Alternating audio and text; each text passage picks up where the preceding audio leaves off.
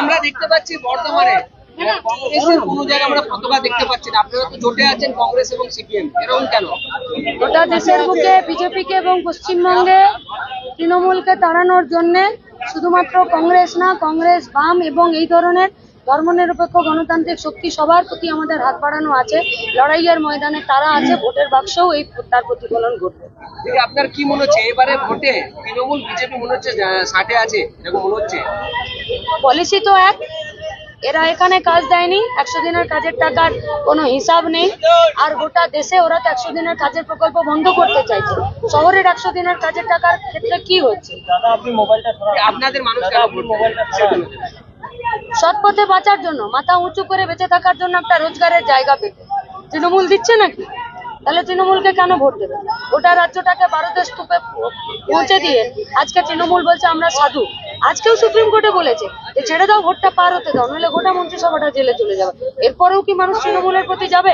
আর গোটা দেশের ক্ষেত্রে তো বিপজ্জনক দল বিজেপি, যারা আমাদের সংবিধান পাল্টে দিতে চাইছে। আমরা তো খুব আশঙ্কিত এবং আতঙ্কিত যে এই 2024-এর পর আপনারা মিডিয়া পার্সনরা আপনাদের অধিকার কতটা ভোগ করতে পারে।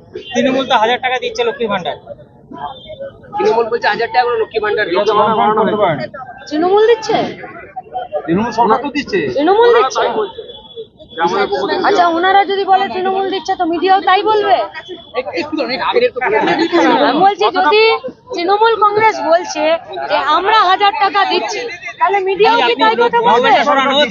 হ্যাঁ, তাহলে রাজ্য সরকার 1000 টাকা দিচ্ছে, তাহলে রাজ্য সরকার 1000 টাকাও দিচ্ছে, আবার রাজ্য সরকার চাকরিও তো বিক্রি করছে, আবার রাজ্য সরকার 100 দিনের কাজের টাকাও তো দুর্নীতি করেছে। তাহলে তুমি তোমার ভালো কাজটা গোনাচ্ছ নাকি, আর খারাপ কাজটা গোনাবে না? আর 1000 টাকা দিয়ে রাত্রি 12টায় আমাকে পার্টি অফিস ডেকে পাঠাবে? ও মানে তুমি পার্টি অফিস ডাকাতে পারো, ওটা অন্য প্রসঙ্গ, ওটা ছেড়ে দাও। 1000 টাকা দিচ্ছে, এটা ভালো। দেখুন, মিডিয়ার কাছে আমাদের অনেক বেশি ভরসা এবং আশা।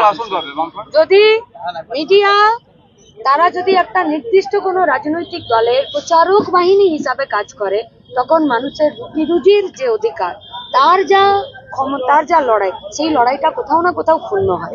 তাই আমরা চাইবো নির্বাচন কমিশন, রাজনৈতিক দল, রাজ্য প্রশাসন, মিডিয়া, এরা সবাই নিজেদের নিরপেক্ষ ভূমিকা পালন করুক। 2026 আসতে দিন, অপেক্ষা করুন। তৃণমূল বলে দলটা থাকবে। সন্দেশখালীতে আবার বোম উদ্ধার হলো, এটা নিয়ে কি এফেক্ট? তার মানে পার্থ ভৌমিক, সুজিত বসু, লীনা গঙ্গোপাধ্যায় আর রাজীব কুমার মিথ্যে কথা বলেছিলেন যে সন্দেশখালীতে সব ঠিক আছে। সুজিত বসু তৃণমূলের, পার্থ ভৌমিক তৃণমূলের, রাজীব কুমার রাজ্য পুলিশ প্রশাসনের, লীনা গঙ্গোপাধ্যায় পশ্চিমবঙ্গের মহিলা এবং শিশু কল্যাণের যে চেয়ারপারসন কমিশন আছে তার চেয়ারপারসন। তাহলে তারা সন্দেশখালী ঘুরে এসে যে কথাটা বলেছিলেন যে সন্দেশখালীতে কিছু বিচ্ছিন্ন ঘটনা ঘটেছে, বাকি সব ঠিক আছে, তার মানে তৃণমূল এবং রাজ্য প্রশাসন তারা মিথ্যে কথা বলেছে। নির্বাচন কমিশন, রাজ্য প্রশাসন, মিডিয়া এবং রাজনৈতিক দল মানুষের ভোটের উপর বিশ্বাস করুক, আস্থা দিক এবং তাদেরকে নিজের ভোট নিজে দেওয়ার সুযোগ করে দিক। তৃণমূল এখানে পাত পাড়তে পারবে না, আর গোটা দেশে বিজেপি সরকারে আসতে পারবে। দিদি, বর্তমানে এমন প্রচুর সিপিএম এর পার্টি অফিস রয়েছে যেটা এখনো পর্যন্ত তৃণমূলের দখলে, আপনারা এখনো পর্যন্ত উদ্ধার করতে পারেননি, অনেক এখনো পার্টি অফিস রয়েছে, কি চিন্তা ভাবনা? মানে মিডিয়া আমাদেরকে এই প্রশ্ন করবে যে রাজ্যে পুলিশ প্রশাসন থাকার পরেও তৃণমূল আমাদের পার্টি অফিস দখল করে আছে, আর আমরা গায়ের জোরে সেটা ফিরে পুনর্দখল করতে পারবো কিনা। তার মানে বকলমে মিডিয়া চাইছে যে প্রশাসন চুপ করে বসে থাকুক, আর তৃণমূল আর সিপিএম নিজেরা লড়ে গোটা এলাকাকে অশান্ত করুক, আর পুলিশ প্রশাসন তারা নিজেদের কাজ না করুক। এবং এই কথা মিডিয়া সন্ধ্যাবেলার 1 ঘন্টা 2 ঘন্টাতে একটা বারও উচ্চারণ করবে না। আমরা মিডিয়ার কাছে অনেক আশা ভরসা করছি, মানুষের কথা তুলে ধরুন আর অপেক্ষা করুন। চিরকাল সবার সমান যাবে না, এক মাঘে জাড়ও যাবে না।